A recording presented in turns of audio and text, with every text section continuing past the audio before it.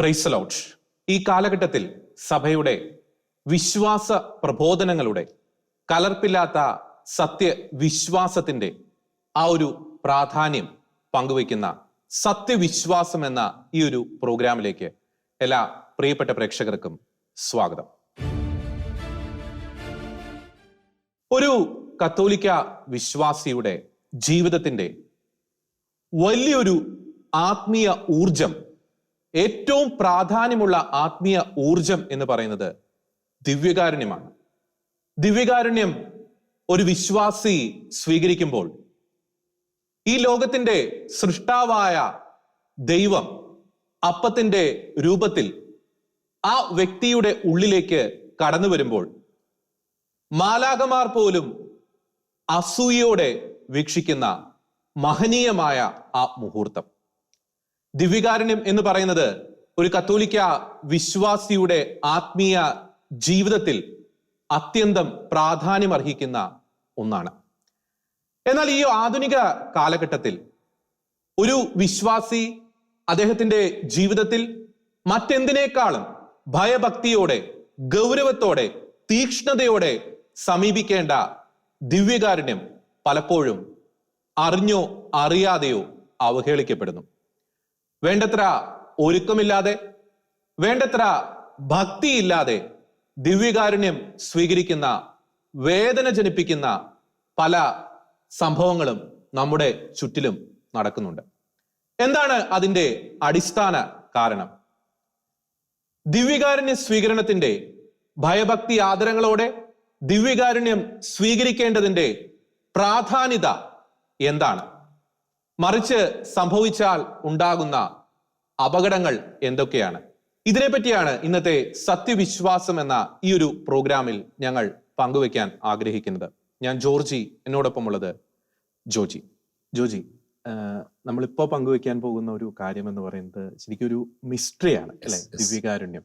ഈ ലോകത്തിന്റെ പ്രപഞ്ച സൃഷ്ടാവായിട്ടുള്ള ദൈവം, ഈശോ, ഒരു അപ്പത്തിന്റെ രൂപത്തിൽ നമ്മുടെ ഉള്ളിലേക്ക് കടന്നു വരുന്ന ദിവ്യകാരുണ്യ സ്വീകരണം, പറഞ്ഞതുപോലെ മാലാഖമാർ പോലും അസൂയോടെ വീക്ഷിക്കുന്ന ഒരു കാര്യം. പക്ഷേ ഈ ഒരു കാലഘട്ടത്തിൽ ദൗർഭാഗ്യകരം എന്ന് പറയട്ടെ, നമ്മൾ ഏറ്റവും പ്രാധാന്യത്തോടെ ഈ ലോകത്തെ എന്തിനേക്കാളും, ഈ ലോകത്തിന്റെ ഭൗതികമായിട്ടുള്ള എന്തിനേക്കാളും വളരെ ഭയഭക്തിയോടെ, വളരെ ആദരവോടെ, വളരെ ദൈവഭയത്തോടെ സമീപിക്കേണ്ട ഒന്നാണ് ദിവ്യകാരുണ്യം. പക്ഷേ ദൗർഭാഗ്യകരം എന്ന് പറയട്ടെ, നമ്മുടെ ചുറ്റിലും നോക്കുമ്പോൾ പലപ്പോഴും വേണ്ടത്ര ഒരുക്കമില്ലാതെ, ശ്രദ്ധയില്ലാതെ, ഭക്തിയില്ലാതെ, ഒരു ചടങ്ങ് എന്ന രീതിയിൽ ദിവ്യകാരുണ്യം സ്വീകരിക്കുന്ന പല ദൗർഭാഗ്യകരമായിട്ടുള്ള നിമിഷങ്ങളും നാം കാണുന്നുണ്ട്. അതായത് കുർബാനയുടെ ഒരു എന്താ പറയുക, ഒരു ചടങ്ങ് കഴിക്കുക എന്ന രീതിയിൽ ദിവ്യകാരുണ്യം സ്വീകരിക്കാൻ നിൽക്കുന്നു. പലപ്പോഴും പലരും ഒക്കെ ക്യൂവിൽ നിൽക്കുന്ന കാണുമ്പോൾ, നമ്മൾ ഈ സൂപ്പർ മാർക്കറ്റിൽ എന്തോ സാധനം മേടിക്കാൻ വരുന്ന അതിന്റെ പോലും ഒരു റെസ്പെക്റ്റ് ഇല്ലാതെ സ്വീകരിക്കുന്ന ഒരു സ്ഥിതിവിശേഷം. ഒപ്പം തന്നെ മറ്റൊരു പ്രധാനപ്പെട്ട ഒരു കാര്യം കൂടിയുണ്ട്, ഈ കരങ്ങളിൽ ദിവ്യകാരുണ്യം സ്വീകരിക്കുന്ന ഒരു പ്രവണത. അത് ഈ ആധുനിക കാലഘട്ടത്തിൽ വർദ്ധിച്ചു വരുന്നു. അതും വലിയ രീതിയിൽ ഒരു ദിവ്യകാരുണ്യത്തെ അവഹേളിക്കുന്ന പല സാഹചര്യങ്ങളിലേക്കും വഴിവെക്കുന്നതല്ലേ? ജോർജി, ഇത് ഒരു വളരെ പ്രധാനപ്പെട്ട വിഷയമാണ്. ഇവിടെ ജോർജി പറഞ്ഞതിനോട് ഞാൻ കൂട്ടിച്ചേർത്ത് പറയുകയാണ്, അതൊരു മിസ്റ്ററിയാണത്. Mystery of faith, mystery of love, അല്ലെ? അതൊരു മിസ്റ്ററിയാണ്. ഒരിക്കലും അത് മനുഷ്യ ബുദ്ധി കണ്ടത് പൂർണ്ണമായിട്ട് അത് ഗ്രഹിക്കാൻ ഒരിക്കലും നമുക്ക് സാധിക്കുകയില്ല. പിന്നെ ഈ പരിശുദ്ധ കുർബാനയുമായി ബന്ധപ്പെട്ട് നമ്മൾ ചിന്തിക്കുമ്പോൾ നമുക്കറിയാം, നമ്മുടെ ജീവിതത്തിലെ വരപ്രസാദത്തിൻ്റെ, ദൈവശക്തിയുടെ, ദൈവസാന്നിധ്യത്തിൻ്റെ എല്ലാം ഒരു സ്രോതസ് എന്ന് പറയുന്നത്, അല്ലെങ്കിൽ ഒരു മെയിൻ ഒരു ഘടകം എന്ന് പറയുന്നത് പരിശുദ്ധ കുർബാനയാണ്. പരിശുദ്ധ കുർബാനയേക്കാൾ വലിയൊരു ആരാധനയോ ഒരു ഭക്താഭ്യാസമോ ഒരു വിശ്വാസിയുടെ ജീവിതത്തിലില്ല. അതാണ് ഏറ്റവും ശ്രേഷ്ഠമായ, പരമോന്നതമായ ആരാധന. അപ്പോൾ ആ രീതിയിൽ നമ്മൾ അതിനെ പരിശുദ്ധിയോടുകൂടി കണ്ടാൽ നമുക്ക് ദൈവത്തിൻ്റെ കൃപയിൽ, ദൈവശക്തിയിൽ, പരിശുദ്ധിയിൽ നമുക്ക് വളരുവാനായിട്ട് സാധിക്കും. അതുകൊണ്ട് തന്നെ അതിനെതിരെ ഒരു വലിയ പോരാട്ടവുമുണ്ട്. ഞാനൊരു മറ്റൊരു ഉദാഹരണം പറയുകയാണെങ്കിൽ, ജ്ഞാനത്തിൻ്റെ പുസ്തകത്തിൽ പറഞ്ഞിട്ടുണ്ട്, നിങ്ങൾ വിശുദ്ധമായവ വിശുദ്ധിയോടെ ചെയ്യുമ്പോൾ വിശുദ്ധരായിട്ട് മാറും. അപ്പോൾ പരിശുദ്ധമായവ നമ്മൾ അശുദ്ധിയോടുകൂടി ചെയ്തു കഴിഞ്ഞാൽ നമ്മുടെ ജീവിതത്തിലും സംഭവിക്കാനുള്ള സാധ്യതയുണ്ടല്ലോ. അതുപോലെ തന്നെ പരിശുദ്ധ കുർബാനയെ കുറിച്ച് പറയുമ്പോൾ മറ്റൊരു കാര്യം പറയുകയാണ്, യോഹന്നാന്റെ സുവിശേഷം 6-ാം അധ്യായത്തിൽ ഈ പരിശുദ്ധ കുർബാനയെക്കുറിച്ചുള്ള ടീച്ചിങ്സ് യേശുക്രിസ്തു നടത്തി കഴിഞ്ഞപ്പോൾ പലരും വിട്ടുപോയി. എന്നാൽ ഈശോ തന്റെ ടീച്ചിങ്സ് ഒന്നും സിംപ്ലിഫൈ ചെയ്ത് അല്ലെങ്കിൽ വെള്ളം കലർത്തൊന്നും ചെയ്തില്ല. എന്നിട്ട് ഈശോ പറഞ്ഞത് അതാ ഞാൻ അങ്ങനെയല്ല ഉദ്ദേശിച്ച് അതൊന്നും പറഞ്ഞില്ല. ഈശോ അതിന് ഉറച്ചു വന്നു. ഈശോ പറഞ്ഞു നിങ്ങൾക്കും വേണേ പോകാം, ശിഷ്യന്മാരോട് നിങ്ങൾക്കും വേണേ പോകാം. അപ്പൊ അതാണ്. അപ്പം പരിശുദ്ധ കുർബാനയ്ക്ക് വളരെയേറെ പ്രധാനമുണ്ട്. അപ്പോൾ ഈ പരിശുദ്ധ കുർബാനയുടെ ഈ ശക്തി തിരിച്ചറിഞ്ഞ പൈശാചിക ശക്തി വ്യത്യസ്തങ്ങളായ മാർഗങ്ങളിലൂടെ ഈ ഒരു പരിശുദ്ധ കുർബാനയിൽ നിന്ന് വിശ്വാസികൾ മാക്സിമം ആ ഒരു കൃപ സ്വീകരിക്കുന്ന തടയാൻ പല രീതിയിലുള്ള മാർഗങ്ങൾ. അതൊരു പ്രധാനപ്പെട്ട മാർഗമാണ് ഈ പരിശുദ്ധ കുർബാന കൈകളിൽ സ്വീകരിക്കുന്നത്. നമ്മളിത് പെട്ടെന്ന് പറയുമ്പോൾ സാധാ ഒരു വിശ്വാസിക്ക് ചിന്തിക്കാം ഇതെന്താണ് ഇപ്പം ഇങ്ങനെ സഭയിൽ എങ്ങനെ സംഭവിക്കുന്നുണ്ടല്ലോ, അല്ലെങ്കിൽ അങ്ങനെ ഒരു പ്രാക്ടീസ്ഡായിട്ടുള്ള ഒരു കാര്യമാണല്ലോ, അതുപോലെ കോമൺ ആണല്ലോ, ഇതെന്താണ് പ്രത്യേകതയാണ്. പക്ഷെ നമ്മൾ സഭയുടെ ഒരു ചരിത്രം പഠിക്കുമ്പോൾ ഇത് ആദ്യ കാലഘട്ടങ്ങളിൽ ഇപ്പോൾ ആദ്യം എടുക്കുകയാണെങ്കിൽ എല്ലാവരും പറഞ്ഞ ഒരു ആർഗ്യുമെന്റ് ഇതാണ്: പരിശുദ്ധ കുർബാന സ്ഥാപിച്ച ദിവസം യേശു എങ്ങനെയാണ് ശിഷ്യന്മാർക്ക് പരിശുദ്ധ കുർബാന കൊടുത്തത്? പൊതുവെ വേണമെങ്കിൽ പറയാൻ വേണേ അത് കരങ്ങളിൽ കൊടുത്തു. പക്ഷെ ഒരു കാര്യം മനസ്സിലാക്കുന്നുണ്ട്, അത് കരങ്ങളിൽ കൊടുത്തു എന്ന് എവിടെയും പഠിപ്പിക്കുന്നില്ല. സഭയുടെ ഔദ്യോഗികമായിട്ട് അങ്ങനെ സഭ ഒരിക്കലും പഠിപ്പിക്കുന്നില്ല അത് കരങ്ങളിലാണ് കൊടുത്തതെന്ന്. പിന്നെ മറിച്ചൊരു കാര്യം എന്ന് വെച്ചാൽ ഈ ഇംഗ്ലീഷ് ട്രാൻസ്ലേഷനിൽ ടേക്ക് ആൻഡ് ഈറ്റ് എന്ന് പറയുന്നുണ്ട്. ശരിക്ക് അതിനെക്കുറിച്ച് സഭാപണ്ഡിതന്മാർ പറയുന്നത് അതൊരു തെറ്റായ ട്രാൻസ്ലേഷൻ എന്നാണ് പറയുന്നത്. ശരിക്ക് ഈ ഒരു മൂലവാക്യം വരുന്നത് ലബാത്തെ എന്ന ഒരു ഗ്രീക്ക് വാക്കിൽ നിന്നാണ്. ലബൈൻ എന്ന് പറഞ്ഞാൽ റിസീവ് എന്നാണ്, സ്വീകരിക്കുക. കാരണം അത് പറയാൻ കാരണം ഇതേ വാക്ക് തന്നെ ഈശോ പരിശുദ്ധാത്മാവിനെ സ്വീകരിക്കുന്ന സമയത്ത് ഇതേ വാക്ക് തന്നെ ഈശോ വീണ്ടും ഉപയോഗിക്കുന്നുണ്ട്. അപ്പോൾ ഒരിക്കലും പരിശുദ്ധാത്മാവിനെ നമ്മുടെ കൈകൊണ്ട് എടുക്കുക എന്നുള്ള അല്ല ഉദ്ദേശിച്ചത്, അത് നമ്മൾ ആത്മാവിൽ സ്വീകരിക്കേണ്ട ഒരു അവസ്ഥയാണ്. അതുകൊണ്ട് തന്നെ നമുക്ക് ഒരിക്കലും പറയാൻ സാധിക്കുകയില്ല ഈശോ പിന്നെ എന്നാ പറയുക അവരുടെ കൈകളിലാണ് കൊടുത്തു പറഞ്ഞു. ഈ മറ്റൊരു കാര്യമുണ്ട്, അഥവാ അവർ കൈകൾ സ്വീകരിച്ചാലും കുഴപ്പമില്ല, കാരണം അവര് വൈദികരാണ്. അവർ വൈദികർ മാത്രമല്ല, അവർ അഭിഷിക്തരാണ്. അത് മനസ്സിലാക്കേണ്ട കാര്യമില്ല. അപ്പൊ എങ്ങനെ ഞാൻ പറഞ്ഞു, ഈ ഒരു ആദ്യ നൂറ്റാണ്ടുകളിൽ ഇതിനെക്കുറിച്ചുള്ള ഒരുപാട് ചിന്താധാരകൾ ഉയർന്നു വന്നപ്പോൾ സഭ ഒരു തീരുമാനത്തിലെത്തി, പിന്നെ അൽമായര് ഈ ഹാൻഡിൽ ചെയ്യാൻ പാടില്ല, പരിശുദ്ധ കുർബാന ഹാൻഡിൽ ചെയ്യാൻ പാടില്ല. കാരണം വെച്ചാൽ അത് പൂശപ്പെട്ട കരങ്ങൾ ഉള്ളവർക്ക് മാത്രമേ അത്, അല്ലെങ്കിൽ അഭിഷിക്ത കരങ്ങളുള്ളവർക്ക് മാത്രം, സേക്രഡ് ആയ കരങ്ങളുള്ളവർക്ക് മാത്രമേ അത് കൈകാര്യം ചെയ്യാൻ സാധിക്കുകയുള്ളൂ. അത് കറക്റ്റാണ്. വിശുദ്ധ തോമസ് അക്യൂനിസിന്റെ ഒരു ശ്രദ്ധേയമായിട്ടുള്ള ഒരു പരാമർശം, അത് ജോജി സൂചിപ്പിച്ച ഒരു പ്രധാനപ്പെട്ട പോയിന്റ് ആണ്. AD 800-കളിൽ നടന്ന ഒരു കൗൺസിൽ കൃത്യമായിട്ട് വിശുദ്ധ തോമസ് അക്യൂനിസ് പറഞ്ഞു, അതായത് വിശുദ്ധ കുർബാന എന്ന് പറയുന്നത് അത് കൈകാര്യം ചെയ്യേണ്ടത് അത് പൂച്ചപ്പെട്ട കരങ്ങളാണ്, അഭിഷിക്ത കരങ്ങളാണ് കൈകാര്യം ചെയ്യേണ്ടത്. അപ്പോൾ ആദിമ നൂറ്റാണ്ട് മുതൽ തന്നെ വിശുദ്ധ കുർബാന ഈ നാവിൽ സ്വീകരിക്കുന്ന വലിയൊരു പാരമ്പര്യം സഭയ്ക്കുണ്ടായിരുന്നു. മുട്ടുകുത്തി നിന്ന് നാവിൽ സ്വീകരിക്കുന്ന വലിയ മനോഹരമായിട്ടുള്ള പാരമ്പര്യം. പക്ഷെ അതിൽ നിന്നും പല കാരണങ്ങൾ കൊണ്ട് ഈ പറയുന്ന പല ഗൂഢശക്തികളുടെയും ഇടപെടൽ എന്ന് നമുക്ക് പറയാനുള്ള കാരണം തന്നെ ഫ്രീമേസൺ ഗ്രൂപ്പുകൾ അവരുടെ വലിയൊരു അജണ്ടയായിരുന്നു ഈ വിശുദ്ധ കുർബാനയിൽ നിന്ന്, ദിവ്യകാരുണ്യ ഭക്തിയിൽ നിന്ന് ജനങ്ങളെ അകറ്റുക, അതിനോടുള്ള ഒരു ഭക്തി കുറയ്ക്കുക, അതിനോടുള്ള ഒരു തീക്ഷ്ണത കുറയ്ക്കുക എന്ന് പറയുന്നത് നിഗൂഢ ശക്തികളുടെ വലിയൊരു അജണ്ടയായിരുന്നു. അതിന്റെ കാരണം കൃത്യമാണ്. കാരണം ഈ സഭയിലേക്കുള്ള ഒരു പവർ ഹൗസ് എന്ന് പറയുന്നത് ദിവ്യകാരുണ്യമാണ്. ഒരു വിശ്വാസിയുടെ ജീവിതത്തിന്റെ ആത്മീയ സ്രോതസ് എന്ന് പറയുന്നത് പരിശുദ്ധ കുർബാനയാണ്. അപ്പോൾ അതിൽ നിന്ന് എങ്ങനെ ഒരു വിശ്വാസി എത്രത്തോളം അകറ്റപ്പെടുന്നുവോ അത്രത്തോളം സഭയുടെ ശക്തി കുറയുന്നു, ആ വ്യക്തിയുടെ ആത്മീയ ശക്തി കുറയുന്നു. അപ്പൊ എല്ലാ കാലഘട്ടത്തിലും ജോജി പറഞ്ഞതുപോലെ വിശുദ്ധ കുർബാനയെ ഒന്നല്ലെങ്കിൽ മറ്റൊരു രീതിയിൽ പൈശാചിക ശക്തികൾ ടാർഗറ്റ് ചെയ്യുന്നുണ്ട്. ഈ കാലഘട്ടത്തിൽ നമ്മുടെ ഇടയിൽ സംഭവിക്കുന്ന പല കാര്യങ്ങളും നമ്മൾ വീക്ഷിക്കുമ്പോൾ പോലും ഇതിനെ സാധൂകരിക്കുന്നുണ്ട്. ജോർജ്, അതുപോലെ മറ്റൊരു പ്രധാനപ്പെട്ട കാര്യം ഇതാണ്. അപ്പം ആദ്യ നൂറ്റാണ്ടുകളിൽ ഒരു പക്ഷേ കരങ്ങളിലായിരിക്കാം ഡിസ്ട്രിബ്യൂട്ട് ചെയ്യപ്പെട്ടെന്ന് നമുക്ക് ചിന്തിക്കാം. എന്നാൽ പിന്നീട് സഭ ഇതിനെക്കുറിച്ച് തിരിച്ചറിഞ്ഞപ്പോൾ ഇത് പൂശപ്പെട്ട കരങ്ങൾ മാത്രമേ അത് ഉപയോഗിക്കാൻ പാടുള്ളൂ മനസ്സിലാക്കി അങ്ങനെ അത് നാവിൽ കൊടുക്കാൻ തുടങ്ങി. എന്നാൽ പിന്നീട് സംഭവിച്ചതെന്ന് വെച്ചാൽ 1980 അല്ലെങ്കിൽ സെക്കൻഡ് വത്തിക്കൻ കൗൺസിലിന് ശേഷം പെട്ടെന്ന് ഉണ്ടായ വ്യത്യസ്തങ്ങളായ ഒരുപാട് ചേഞ്ചുകളുണ്ടായി. അതുകൊണ്ട് പ്രധാനപ്പെട്ട ചേഞ്ചിൽ വന്നൊരു കാര്യമാണ് ഈ പരിശുദ്ധ കുർബാന കരങ്ങളിൽ കൊടുക്കുക എന്നുള്ള ചിന്ത. ഇത് ആദ്യം സ്റ്റാർട്ട് ചെയ്യുന്നത് നെതർലൻഡ്സിലാണ്. പിന്നീട് അവിടുന്ന് ഫ്രാൻസിലേക്ക്, ജർമ്മനിയിലേക്ക്, അതുപോലെ ബെൽജിയത്തിലേക്ക്, ഇങ്ങനെ യൂറോപ്യൻ രാജ്യങ്ങളിലേക്ക് എല്ലാം പെട്ടെന്ന് പടർന്നു. ഇത് ജോർജ് പറഞ്ഞ പോലെ ഇതൊരു വലിയൊരു ഫ്രീമേസൺ അജണ്ടയായിരുന്നു. കാരണം നമുക്കറിയാം പോളാറമ്മൻ മാർപ്പാപ്പയുടെ കാലത്ത് മുതൽ പാപ്പ തന്നെ പറയുന്നുണ്ട് പിശാചിന്റെ പുക സഭയ്ക്കുള്ളിൽ ഉയരുന്നുണ്ട്. ഫ്രീമേസൺ ഒരു നിഗൂഢ അജണ്ടകൾ സഭയ്ക്കുള്ളിൽ കടന്നു കയറി പല രീതിയിൽ സഭയെ തളർത്താൻ വേണ്ടി, അത് മനസ്സിലാക്കണം. വീണ്ടും പറയാണ്, പവർ സോഴ്സ് ആണ്, അല്ലെ? പവർ സോഴ്സ് ആണ്. അതിനെ അങ്ങോട്ട് തകർത്ത് കളയുക, അല്ലെങ്കിൽ അതിനോട് നമ്മളൊരു ഇറവറൻസ് അല്ലെങ്കിൽ ഡിസ്റെസ്പെക്ട്, അത് സൈക്രലേജിലേക്ക് പോവുകയാണ് ശരിക്കും. അപ്പൊ ആ ഒരു അവസ്ഥ വരുമ്പോൾ നമ്മുടെ ശക്തി കുറയുകയാണ് ശരിക്കും. അപ്പൊ ശരിക്കും അവൻ പിടിച്ചത് മർമ്മത്താണ്. നമുക്കറിയാലോ, യേശു ജനിച്ചത്, യേശു വളർന്നത് യേശു പീഡ സഹിച്ചത്, യേശു മരിച്ചതെല്ലാം പരിശുദ്ധ കുർബാനയാകാൻ വേണ്ടിയാണ്. പരിശുദ്ധ കുർബാനയാണ് നമ്മുടെ അത് നമ്മളോടൊപ്പം ആയിരിക്കുക എന്നുള്ളത് യേശുവിൻ്റെ വലിയൊരു ആഗ്രഹമാണ്, പിതാവിൻ്റെ വലിയ ആഗ്രഹമാണ്. അതിനുവേണ്ടിയാണ് ഈശോക്ക് പരിശുദ്ധ കുർബാനയായി മാറിയത്. അപ്പം അവിടെ നമ്മളെ മാറ്റുക. അപ്പം ആ രീതിയിൽ അങ്ങനെ മുൻപോട്ട് പോയി കഴിഞ്ഞപ്പോൾ ഈ നെതർലൻഡ്സിൽ ഉള്ള ആദ്യത്തെ അതിനെക്കുറിച്ച് പറഞ്ഞ അവിടുത്തെ ക്ലർജിയും അവിടുത്തെ വിശ്വാസികളെല്ലാം റോമിന്റെ ഒരു അനുവാദം കൂടാതെ തന്നെ അവർ പ്രാക്ടീസ് ചെയ്തു. പക്ഷെ ഇത് അറിഞ്ഞപ്പോൾ റോം അതിനെതിരെ ശക്തമായി പ്രതികരിച്ചു. എന്നാൽ സംഭവിച്ചത് മറ്റതാണ്. 1986 നമുക്കറിയാം ഹ്യൂമാനിയം വീറ്റേ എന്ന് പറയുന്നതുകൊണ്ട് മനുഷ്യന്റെ ജനനത്തെക്കുറിച്ച്, അതുപോലെ ഈ കോൺട്രാസെപ്റ്റീവ് മെത്തേഡ് മനുഷ്യൻ ഉപയോഗിക്കുന്നതിനെ കുറിച്ചൊക്കെയുള്ള സഭാ ടീച്ചിങ്സ്, ശരിക്ക് സഭയുടെ ആ ഒറിജിനൽ ടീച്ചിങ്സ് പോളാറാം മാർപ്പാപ്പ ശക്തമായി പഠിപ്പിച്ചു. ആ ഒരു ആ ഒരു ചാക്രലേഖനം പുറത്തു വന്നു കഴിഞ്ഞപ്പോൾ അതിനെതിരെ വ്യാപകമായ വിമർശനങ്ങളുണ്ടായി. എന്നാലും പാപ്പ അതിൽ നിന്ന് ഒട്ടും പുറകോട്ട് പോയില്ല. പക്ഷെ എങ്കിലും ഒരു പല രീതിയിൽ വിമർശനം. അതാണ് മനുഷ്യന് ശരിക്കും ഒറിജിനൽ സഭാ ടീച്ചിങ്സിനെ കുറിച്ച് തിരിച്ചറിയാനോ അല്ലെങ്കിൽ അവ കേൾക്കുമ്പോൾ സ്വീകരിക്കാനുള്ളൊരു മാനസികാവസ്ഥ എല്ലാം മാറിപ്പോയി. പ്രത്യേകിച്ച് യൂറോപ്യൻ സഭയ്ക്ക് ആൾക്കാർ സംഭവിച്ചു. അപ്പൊ അതിൻ്റെ ഒരു ഇതില് ഇതും ഈ പറയുന്ന പരിശുദ്ധ കുർബാന കൈരങ്ങൾ കൊടുക്കാം. ആ ഒരു സമ്മർദ്ദം അതിനെക്കുറിച്ച് പറയുകയാണ്. 1987-8 കാലഘട്ടങ്ങളിൽ പരിശുദ്ധ പിതാവിൻ്റെ മേൽ ഒരു സമ്മർദ്ദം ചൊലുത്തി. പല ബിഷപ്പ്മാർ സമ്മർദ്ദം ചൊലുത്തി. പക്ഷെ അന്ന് മനസ്സിലാക്കണം, അന്ന് നടന്ന പരിശുദ്ധ പിതാവ് എല്ലാ ബിഷപ്പ്മാരോടും അഭിപ്രായം ആരാഞ്ഞപ്പോൾ ഭൂരിഭാഗം ബിഷപ്പ്മാരും പറഞ്ഞത് നാവിൽ തന്നെ കൊടുക്കണം. അപ്പോൾ ഇങ്ങനെ സമ്മർദ്ദം ഉണ്ടായി കഴിഞ്ഞപ്പോൾ പരിശുദ്ധ പിതാവ് ഇൻഡൽറ്റ് എന്ന് പറഞ്ഞ ഒരു പ്രത്യേകമായ ആ ഒരു അവസ്ഥ എന്ന് വെച്ചാൽ an exemption from the universal no. വെച്ചാൽ ആഗോള സഭയിൽ അങ്ങനെ ഒരു വ്യാപകമായിട്ടുള്ള ആ ഒരു രീതിയില്ല.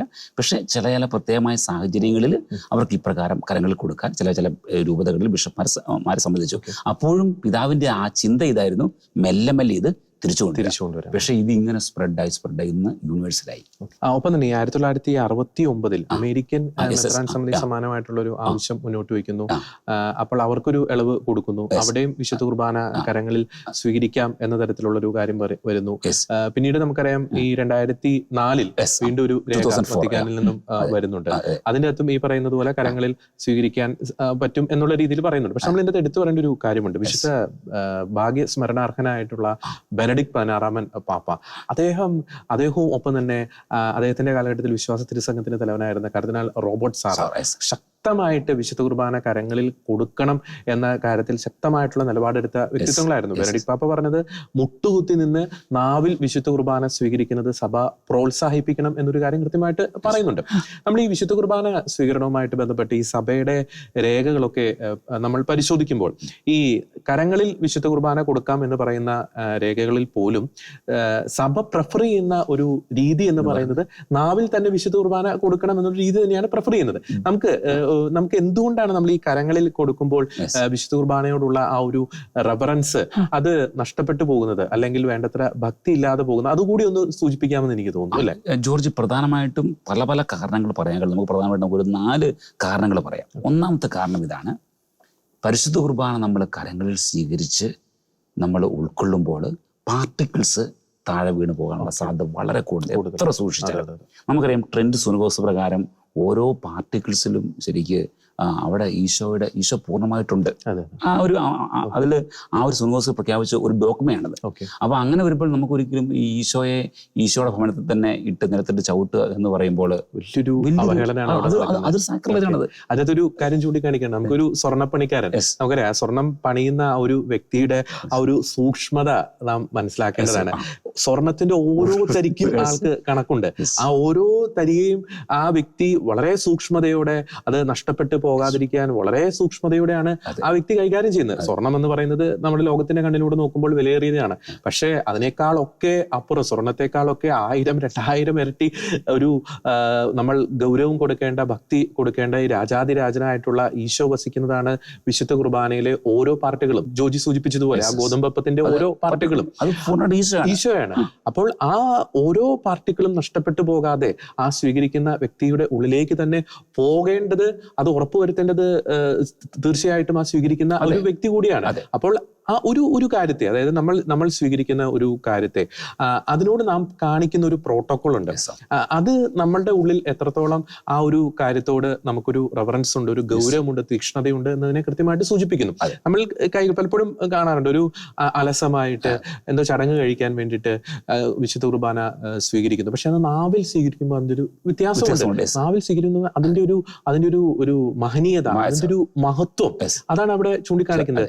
ഒരു തരത്തിലുള്ള പാർട്ടിക്കിൾസ് നഷ്ടപ്പെട്ട് പോകാതെ നേരെ തന്നെ ആ സ്വീകരിക്കുന്ന വ്യക്തിയുടെ ഉള്ളിലേക്ക് ദിവ്യകാരുണ്യം വരുന്നു. അപ്പോൾ അവിടെ കാണുന്ന ഒരു ഭയഭക്തി, ബഹുമാനം പലപ്പോഴും ഈ കരങ്ങളിൽ സ്വീകരിക്കുമ്പോൾ അത് ഉണ്ടാകുന്നില്ല. നമുക്ക് നമ്മുടേതായ എന്തൊരു പ്രത്യേകമായ ചിന്താധാര കൊണ്ടോ അല്ലെങ്കിൽ നമ്മുടെ പ്രത്യേകമായിട്ടുള്ള ഒരു അവസ്ഥ കൊണ്ടോ നമുക്ക് സഭയുടെ ഒരു നോർമൽ നോംസ് അങ്ങനെ ഒരിക്കലും മാറ്റാൻ സാധിക്കില്ല. അത് നാവിൽ എന്ന് പറഞ്ഞാൽ അത് നാവിൽ തന്നെ സ്വീകരിക്കണം. ഇനി മറ്റൊരു കാര്യം കുറിച്ച് പറയുകയാണെങ്കിൽ, ഈ മറ്റൊരു രീതിയിൽ നമ്മൾ ഈ കരങ്ങൾ സ്വീകരിക്കുമ്പോൾ ഉണ്ടാകുന്ന മറ്റൊരു സാധ്യത, ഈ പരിശുദ്ധ കുർബാന മോഷ്ടിക്കപ്പെടാനും അത് ദുരുപയോഗപ്പെടാനുള്ള സാധ്യത വളരെ കൂടുതൽ. അത് ശരിയല്ലേ? നാവിൽ സ്വീകരിച്ച അവിടെ നിന്ന് തന്നെ പിന്നെ ആ അവസ്ഥയിൽ പിന്നെ അത് എടുത്തുകൊണ്ട് പോയി വിൽക്കുക അല്ലെങ്കിൽ ബ്ലാക്ക് മാസ്കർ കൊടുക്കുക, അതൊക്കെ വളരെ സാധ്യത കുറവാണ്. എന്നാൽ കരങ്ങൾ സ്വീകരിച്ച ഇത് വളരെ ഈസിയായിട്ട് ചെയ്യാൻ സാധിക്കും. അതിനുശേഷം കരങ്ങൾ കൊടുക്കാൻ തുടങ്ങിയതിനു ശേഷം ഇതിന്റെ തിരുവോസ്തിയുടെ മോഷണവും ഇങ്ങനെയുള്ള ഈ ദുരുപയോഗങ്ങൾ വളരെ കൂടി. അതെ, അവിടെ മനസ്സിലാക്കുന്ന ബ്ലാക്ക് മാസ് സംഘങ്ങൾ, ഇലുമിനാറ്റി ഗ്രൂപ്പുകൾ, അതുപോലെ ഫ്രീമേസൺ അജണ്ട, ഇതാണ് നമ്മളിത് നമ്മൾ പറയുമ്പോൾ നമുക്ക് എത്ര ഇത് സത്യമായ കാര്യമാണിത്. അപ്പം നമുക്ക് വളരെ നിസ്സാരമായിട്ട് തോന്നാം, പക്ഷേ ഇത് വലിയ വലിയ പ്രാധാന്യമുള്ള കാര്യമാണ്. ഇനി മറ്റൊരവസ്ഥ പറയുന്നതാണ്, ശരിക്കും നമ്മളിത് കരങ്ങളിൽ നമ്മൾ സ്വീകരിക്കുക എന്ന് പറയുമ്പോൾ അതിനകത്ത് ഒരു വലിയ റെഫറൻസ് കുറവുണ്ടെന്നാണ് പറയുന്നത്. കാരണം നമ്മൾ എന്നാ പറയുക, ഒരു ഫുഡ് അല്ലെങ്കിൽ ഒരു സാധാ ഫുഡ് നമ്മൾ കരങ്ങളിൽ എടുത്ത് കഴിക്കുന്ന പോലെ തന്നെയാണ് ഈ ഒരു പരിശുദ്ധ കുർബാനയുടെ അവസ്ഥയ്ക്ക് മാറുകയാണ്. അപ്പം നമ്മുടെ വീട്ടിൽ പോയിട്ടുള്ള ഒരു ബണ്ണെടുത്ത് കഴിക്കുന്നു അല്ലെങ്കിൽ ഒരു ആപ്പിൾ കഴിക്കുന്നു എന്നപോലെ നമ്മൾ കരങ്ങൾ കഴിക്കുന്നു. അതുപോലെ സ്വീകരിക്കേണ്ടതാണോ പരിശുദ്ധ കുർബാന? മനസ്സിലാക്കണം. വിശുദ്ധ മിഖായേൽ, ഗബ്രിയേൽ, റഫായേൽ തുടങ്ങിയ ദൂതന്മാർ അവർ വിറയലോടെ നിൽക്കുകയാണ്. അവർക്കൊന്നും തൊടാൻ പറ്റിയാൽ അത് നമ്മൾ കരങ്ങൾ സാധാ ഫുഡ് കഴിക്കുന്നിടത്ത് കരങ്ങളെടുത്ത് കഴിക്കാൻ പറയുമ്പോൾ അവിടെ ശരിക്കും റെഫറൻസ്. അപ്പം നമ്മുടെ ബോഡി ലാംഗ്വേജ്, നമ്മുടെ ആ ഒരു ഗസ്റ്റർ, ഇതിനെല്ലാം വലിയ പ്രധാനപ്പെട്ട ക്ലിയർ. ഇപ്പം നമ്മളൊരു വളരെ പ്രധാനപ്പെട്ട ഒരു വ്യക്തി കാണാൻ പോയി, ആരും ആയിക്കോട്ടെ, ഒരുപക്ഷെ ഒരു രാഷ്ട്രത്തിന്റെ നേതാവായിക്കോട്ടെ അല്ലെങ്കിൽ ആരും ആയിക്കോട്ടെ, അപ്പോഴെല്ലാം നമ്മൾ സ്വീകരിക്കുന്ന നമ്മൾ സമീപിക്കുന്ന ഒരു ബോഡി ലാംഗ്വേജ് ഇതൊന്നും ഇല്ലാതെ ചുമ്മാ നമ്മൾ പോയി മാർക്കറ്റിൽ പോയി, അപ്പൊ അവിടെയൊക്കെ ശരിക്കും എന്താ പറയുക, അതൊക്കെ ശരിക്കും ഒരു ഇറവറൻസ് ആണ്. അവിടെയൊക്കെ നമുക്ക് ശരിക്കും ആ ഒരു കൃപാവരം നമ്മളിലേക്ക് ചൊരിയുന്നതിൽ ഒരു ചെറിയ തടസ്സമുണ്ട്. മറ്റൊരു വലിയ അവസ്ഥ നമ്മുടെ ആന്തരിക അവസ്ഥ, പ്രസാദാവസ്ഥ, അത് ഏറ്റവും പ്രധാനപ്പെട്ട. പക്ഷെ അതിനോടൊപ്പം തന്നെ നമ്മൾ സ്വീകരിക്കേണ്ട ചില ഒരു നമ്മുടെ ആ ഒരു നമ്മുടെ ആ ഒരു ശരീരത്തിന്റെ ആ ഒരു ബോഡി ലാംഗ്വേജ് ഉണ്ട്, ചില നമ്മുടെ അതെല്ലാം നമ്മൾ ശ്രദ്ധിക്കണം. നമ്മൾ അത് വളരെ വളരെ ശ്രദ്ധിച്ച് മുന്നോട്ട് പോകേണ്ടതാണ്. അത് കറക്റ്റാണ്. നമ്മൾ ഈ സഭയില് ഈ ഫ്രീമേസൺ ഗ്രൂപ്പുകളുടെ ഒരു അജണ്ട അതെങ്ങനെ നടപ്പാക്കുന്നു എന്ന കാര്യം നമ്മൾ എടുത്ത് പരിശോധിക്കുമ്പോൾ ഓൾ ഓഫ് എ സഡൻ അല്ല അവർ നടപ്പാക്കുന്നത്. നമുക്കറിയാം ഈ പരിശുദ്ധ കുർബാനയോടുള്ള ഒരു ഭക്തി, അത് പയ്യെ അത് നാവിലുള്ള സ്വീകരണം ഈ പറയുന്നത് പോലെ കരങ്ങളിലേക്ക് ആക്കുന്നു. പിന്നെ പരിശുദ്ധ കുർബാനയിൽ നാം സ്വീകരിക്കുന്ന ചില ഈ പറയുന്നത് പോലെ നാം പാലിക്കേണ്ട ചില പ്രോട്ടോകോളുകൾ, അല്ലെങ്കിൽ ദിവ്യകാരുണ്യം എഴുന്നള്ളിച്ച് വയ്ക്കുമ്പോൾ പലപ്പോഴും ദിവ്യകാരുണ്യത്തിൽ കുമ്പിടേണ്ടതിന്റെ ഒരു ആവശ്യകത, അവിടെ കാണിക്കുന്ന ദിവ്യകാരുണ്യ ചാപ്പലുകളിൽ നാം കാണിക്കേണ്ട ഒരു ഭക്തി, തീക്ഷ്ണത, അതൊക്കെ പയ്യെ സ്ലോലി ജനങ്ങളുടെ ഉള്ളിൽ നിന്നും അത് എടുത്ത് മാറ്റപ്പെട്ടുകൊണ്ടിരിക്കുന്നു. അതിന് പ്രധാനപ്പെട്ട ഒരു കാരണം ചിലപ്പോൾ പ്രോപ്പറായിട്ടുള്ള ഒരു പ്രബോധനം, പ്രോപ്പറായിട്ടുള്ള ഒരു കാറ്റക്കിസിസ്, ഇതിന്റെ ഒരു പ്രാധാന്യം. നാം ഒരു കാര്യം ചിന്തിക്കുകയാണെങ്കിൽ ഈ പറയുന്നത് പോലെ വിശുദ്ധ കുർബാന എങ്ങനെ ചിലരൊക്കെ പറയാറുണ്ട്, ഇപ്പം ഈ കാലഘട്ടത്തിലെ സാംക്രമിക രോഗങ്ങളൊക്കെ പടരും, അല്ലെങ്കിൽ ഒരേ വ്യക്തി സ്വീകരിച്ച അല്ലെങ്കിൽ ഒരേ വ്യക്തിക്ക് കൊടുക്കുന്ന ആ ഒരു കൈകളിൽ നിന്ന് മറ്റൊരു വ്യക്തിക്ക് വിശുദ്ധ കുർബാന കൊടുക്കുന്ന ഉമ്മനീരിലൂടെ സാംക്രമിക രോഗങ്ങൾ പകരും. ഈ ലോക ചരിത്രത്തിൽ 2000 വർഷത്തെ ചരിത്രമെടുത്ത് നാം പരിശോധിക്കുമ്പോൾ വിശുദ്ധ കുർബാന കൊടുത്തത് കൊണ്ട് ഒരു രോഗം പടർന്നതായിട്ട് എവിടെയും നാം കാണുന്നില്ല. മാത്രമല്ല നമ്മൾ തുടക്കത്തിൽ സൂചിപ്പിച്ചതിൽ ഇതൊരു മിസ്റ്ററിയാണ്. എത്ര വലിയ രോഗം ഉണ്ടെങ്കിലും അവിടെ കൊടുക്കുന്നത് ദിവ്യകാരുണ്യ ഈശോനെയാണ്, രാജാതിരാജനായ ഈശോനെയാണ്, എല്ലാ രോഗങ്ങളുടെയും സൗഖ്യങ്ങളുടെ ഉടയവനായിട്ടുള്ള ഈശോനെയാണ്. അപ്പോൾ അവിടെ വിശ്വാസത്തിന്റെ ഒരു തലമുണ്ട്. നമ്മൾ ഭൗതിക തലത്തിൽ, ലോകത്തിന്റെ തലത്തിൽ നോക്കുമ്പോൾ ചിലപ്പോൾ അത് മനസ്സിലാവണമെന്നും ഇല്ല. അപ്പോൾ ഒരു കൊടുക്കുന്നത് കർത്താവിനെയാണ്. കർത്താവിന് കൊടുക്കുമ്പോൾ ഒരു തരത്തിലും അവിടെ ഒരു രോഗം പടരുവോ അത്തരത്തിലുള്ള ഒരു ആശങ്കയോ ഒന്നും വേണ്ട എന്ന് തന്നെ നമുക്ക് കൃത്യമായിട്ട് തന്നെ പറയാൻ സാധിക്കും. ജോർജ്, മറ്റൊരു കാര്യം ശ്രദ്ധിച്ചാല് നമുക്ക് മനസ്സിലാക്കാൻ സാധിക്കും, ഒരു വ്യക്തി വളരെ ശ്രദ്ധയോടുകൂടി നാവില് പരിശുദ്ധ കുർബാന കൊടുത്താൽ നാവെ തൊടാതെ തന്നെ കൊടുക്കാൻ സാധിക്കും. അങ്ങനെ ചെയ്യുന്നുണ്ട് ഉറപ്പായിട്ട്. പിന്നെ ഞാൻ പറയുകയാണ്, ജോലി പറഞ്ഞ പോലെ സർവശക്തനായ ദൈവമാണ്, ദൈവത്തിന് രോഗത്തെ തടയാൻ സാധിക്കുകയില്ലേ. ഇന്ന് വരെ ചരിത്രത്തിൽ ഈ പ്രകാരം പരിശുദ്ധ കുർബാന കൊടുത്ത് നാവിൽ നിന്ന് ഉമിനീരും മൂലം മറ്റൊന്നും മൂലം രോഗം പറഞ്ഞാൽ നമ്മൾ കേട്ടിട്ടേ ഇല്ല. അപ്പൊ അതൊക്കെ ഒരു ഒരു വാലിഡ് ആയിട്ടുള്ള ഒരു ഇതല്ല, വിമർശനമല്ല ശരിക്കും. അതൊക്കെ ചുമ്മാ നമ്മൾ ഇത്ര ഈ ഒരു പരിശുദ്ധി അല്ലെങ്കിൽ ഇതിന്റെ ഒരു ആ റെഫറൻസ് ഇതിനൊക്കെ ജനങ്ങൾ സാധാ വിശ്വാസികൾ മാറിപ്പോകാൻ വേണ്ടി പറയുന്ന വെറും മുട്ടായുക്തികളാണ്. ഇനി മറ്റൊരു കാര്യം, നമ്മൾ ചിന്തിക്കരുത് ജനത്തോട് പെട്ടെന്ന് നിങ്ങൾ കരങ്ങളിലല്ലാതെ നാവിൽ സ്വീകരിക്കണം എന്ന് പറഞ്ഞാൽ ജനം സ്വീകരിക്കണം. ജനം സ്വീകരിക്കും. We have to educate them. Proper education.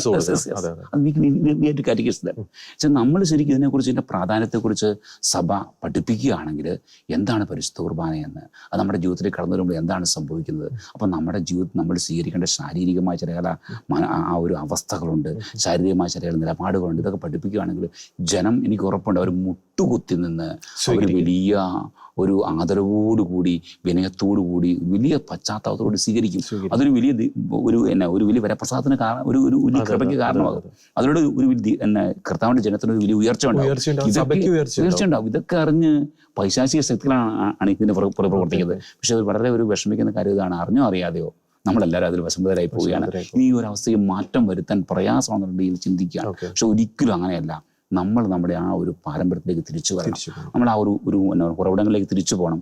നമ്മൾ പരിശുദ്ധ കുർബാന വീണ്ടും മുട്ടക്കുത്ത് എന്ന് നമ്മൾ നാവിൽ സ്വീകരിക്കുന്ന ഒരു ഇത് നമ്മൾ അവലംബിക്കുക തന്നെ വേണം. തീർച്ചയായും അത് കറക്റ്റാണ്. കാരണം ഈ കാലഘട്ടത്തിൽ പലരും പറയുന്നുണ്ട് ഈ സഭയുടെ ട്രഡീഷണൽ ആയിട്ടുള്ള ചിന്താഗതികൾക്ക് അല്ലെങ്കിൽ വിശ്വാസ കാര്യങ്ങൾക്ക്, വിശ്വാസ പ്രബോധനങ്ങൾക്ക് വിലയുമില്ല, അത് ഈ കാലഘട്ടത്തിന് യോജിച്ചതല്ല എന്ന് പറയുന്നുണ്ട്. പക്ഷേ സഭയുടെ ഒരു ശക്തി സ്രോതസ്, സഭയ്ക്കൊരു ശക്തി നൽകുന്നത്, സഭയെ കാലഘട്ടത്തിൽ ഉറപ്പിച്ചു നിർത്തുന്നത് എന്ന് പറയുന്നത് ഈ കലർപ്പില്ലാത്ത വിശ്വാസ പ്രബോധനങ്ങളാണ്. ഇത്തരത്തിലുള്ള ട്രഡീഷണൽ ആയിട്ടുള്ള ആ ഒരു ഭക്താനുഷ്ഠാനങ്ങളാണ്.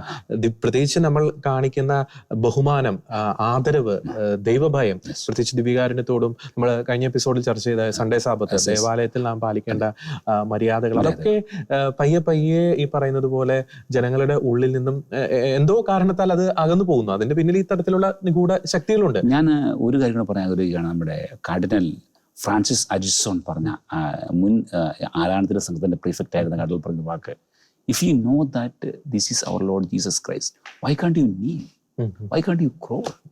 നമ്മൾ സ്വീകരിക്കാൻ പോകുന്നത് സർവശക്തനായ യേശു ക്രിസ്തുവിനെ തിരിച്ചറിഞ്ഞ് നമ്മൾ ആരും മുട്ടുകുത്തി പോയല്ലേ ഉറപ്പായിട്ട് സാധിക്കുക. അപ്പൊ എന്താണ് ചെയ്യേണ്ടത്? നമ്മൾ ചെയ്യേണ്ടത് ഇതിനെക്കുറിച്ചുള്ള അവബോധം കൊടുക്കുക, ഇതിലേക്ക് നമ്മൾ ജനത്തെ നമ്മൾ നയിക്കുക. ഉറപ്പായിട്ടും ജനവും ഇത് സ്വീകരിക്കാൻ തയ്യാറാകും. ഉറപ്പായിട്ടും അതൊരു വലിയൊരു സഭയുടെ ഒരു വലിയൊരു ശക്തീകരണത്തിന് കാരണമായി മാറും. ഒരു ഉദാഹരണം കൂടി പറയാൻ ആഗ്രഹിക്കുകയാണ്. നമ്മളിപ്പോൾ ഒരു പ്രധാനമന്ത്രിയുടെ കയ്യിൽ നിന്ന് ഒരു സമ്മാനം മേടിക്കാൻ പോകുന്നു. നമ്മൾ എത്രത്തോളം ഒരുക്കത്തോടു കൂടി ആയിരിക്കും പോകുന്നത്? നമ്മുടെ ഒരു ബോഡി ലാംഗ്വേജ്, നമ്മുടെ പ്രാക്ടീസ് ചെയ്യും, നമ്മുടെ ഡ്രസ്സ്, എല്ലാ കാര്യങ്ങളും നമ്മളത് നോക്കും. പക്ഷെ നമ്മളൊരു കടയിൽ ഒരു സാധനം മേടിക്കാൻ പോകുന്നത് എങ്ങനെയാണ്? ആ ഒരു ശൈലിയിലായിരിക്കും നമ്മൾ പ്രധാനമന്ത്രിയുടെ അടുത്ത് നിന്ന് സമ്മാനം മേടിക്കാൻ പോകുന്നത്. അതിന്റെയൊക്കെ എത്രയോ 100 കോടി ഇരട്ടി തീക്ഷ്ണതയോടുകൂടി വേണം, ഭയത്തോടു കൂടി വേണം, ഗൗരവത്തോടു കൂടി വേണം, ഭക്തിയോടു കൂടി വേണം പ്രപഞ്ചത്തിന്റെ സൃഷ്ടാവായിട്ടുള്ള ദിവ്യകാരുണ്യ ഈശോയെ നാം നാവിൽ സ്വീകരിക്കാൻ വൈദികന്റെ അടുക്കിലേക്ക് നാം ദേവാലയത്തിലൂടെ നടന്ന് നീങ്ങേണ്ടത്. ദൗർഭാഗ്യവശാൽ പലർക്കും ഇതിൻ്റെ ഒരു സീരിയസ്നെസ് അത് മനസ്സിലാവുന്നില്ല എന്നതാണ് യാഥാർത്ഥ്യം. അതിൻ്റെ ഒരു ട്രഡീഷണൽ ഒരു പാരമ്പര്യമായിട്ടുള്ള ടീച്ചിങ്ങിലേക്ക് അല്ലെങ്കിൽ അതിൻ്റെ ആവശ്യകതയിലേക്ക് തീർച്ചയായിട്ടും കൃത്യമായിട്ടുള്ള ഒരു ഗൗരവമേറിയ ഒരു പ്രബോധനം സഭ നൽകേണ്ടിയിരിക്കുന്നു. ദിവ്യകാരുണ്യത്തോട് കാണിക്കേണ്ട ഒരു ഭക്തി, അതാണ് സഭയെ ഈ ലോകത്തില് സഭയെ നിലനിർത്തുന്ന ഒരു പ്രധാനപ്പെട്ട ഒരു ഘടകം എന്ന് പറയുന്നത്. ലോകാവസാനത്തോളം ഞാൻ നിങ്ങളോട് കൂടി ഉണ്ടായിരിക്കും എന്ന് കർത്താവ് പറഞ്ഞതിൻ്റെ അക്ഷരാർത്ഥത്തിലുള്ള ഒരു യാഥാർത്ഥീകരണമാണ് നമ്മൾ ദിവ്യകാരുണ്യ സ്വീകരണത്തിലൂടെ, വിശുദ്ധ കുർബാനയിലൂടെ ഒക്കെ നാം കാണുന്നത്. അപ്പോൾ അതിൻ്റെ ഒരു ഭക്തി, നാവിൽ തന്നെ വിശുദ്ധ കുർബാന സ്വീകരിക്കണമെന്ന ഉറച്ച ഒരു തീരുമാനം നമുക്ക് തീർച്ചയായിട്ടും എടുക്കാം. പ്രത്യേകിച്ച് നമുക്കാണ് നമ്മളെ ശ്രമിക്കുന്ന പ്രേക്ഷകരോടും അത് തന്നെയാണ് നമുക്ക് പറയാനുള്ളത്. കാരണം നാം സ്വീകരിക്കുന്നത് മറ്റൊന്നുമല്ല, ഈ ലോകത്തെ എന്തിനേക്കാളും എത്ര അമൂല്യമേറിയ സമ്പത്തിനേക്കാളും ആയിരം ഇരട്ടി അമൂല്യമേറിയ മഹത്വമേറിയ രാജാതിരാജനായ ഈശോയെ തന്നെയാണ് നാം ദിവ്യകാരുണ്യം സ്വീകരിക്കാൻ വേണ്ടി, ആ ഈശോയെ സ്വീകരിക്കാൻ വേണ്ടി ദേവാലയത്തിലൂടെ നാം നടന്നു നീങ്ങി വൈദികന്റെ അടുക്കിലേക്ക് എത്തുന്നത്. അപ്പോൾ നാം സ്വീകരിക്കേണ്ട ഒരു പ്രോട്ടോകോൾ, ദൈവികമായിട്ടുള്ള ഒരു പ്രോട്ടോകോൾ, ആത്മീയമായിട്ടുള്ള ഒരുക്കം, അതിനോടൊപ്പം തന്നെ നിൽക്കുന്ന ഭൗതികമായിട്ടുള്ള ഒരുക്കം. അതുകൊണ്ട് തന്നെ നമുക്ക് നാവിൽ തന്നെ നമ്മുടെ ദിവ്യകാരുണ്യ നാഥനെ നമുക്ക് സ്വീകരിക്കാം. മാറ്റം നമ്മളിൽ നിന്ന് തന്നെ നമുക്ക് തുടങ്ങാം. അറിഞ്ഞോ അറിയാതെ ഒരു തരത്തിലും ദിവ്യകാരുണ്യം ഇനി അവഹേളിക്കപ്പെടാതിരിക്കട്ടെ. നമ്മുടെ ഒരു ശ്രദ്ധക്കുറവ് നിമിത്തം, നമ്മുടെ ഒരു ജാഗ്രത കുറവ് നിമിത്തം ഈ ദിവ്യകാരുണ്യം ഈശോയാകുന്ന ആ ഒരു ഗോതമ്പപ്പം പൈശാചിക ശക്തികളുടെ കരങ്ങളിൽ എത്തിപ്പെടാതിരിക്കട്ടെ. അതുകൊണ്ട് തന്നെ നാവിൽ ഭയഭക്തി ബഹുമാനത്തോടെ ആദരവോടെ, ഈ ലോകത്തിൽ നാം മറ്റെന്തിനോടും കാണിക്കുന്ന ആദരവിനേക്കാൾ ഒരു 100 ഇരട്ടി ആദരവോടെ ഭക്തിയോടെ തീക്ഷ്ണതയോടെ നാവിൽ തന്നെ നമുക്ക് ഇന്നു മുതൽ ദിവ്യകാരുണ്യം സ്വീകരിക്കാം. ആ ഒരു തീരുമാനത്തിലേക്ക് എത്തുവാൻ തീർച്ചയായിട്ടും പ്രേക്ഷകർക്ക് സർവശക്തനായിട്ടുള്ള കർത്താവ് കൃപ നൽകട്ടെ എന്ന് പ്രാർത്ഥിക്കുന്നു. പരിശുദ്ധ പരമ ദിവ്യകാരുണ്യ ഈശോയ്ക്ക് നേരവും ആരാധനയും സ്തുതിയും പുകഴ്ചയും ഉണ്ടായിരിക്കും. എല്ലാ പ്രിയപ്പെട്ട പ്രേക്ഷകർക്കും നന്ദി. Thank you.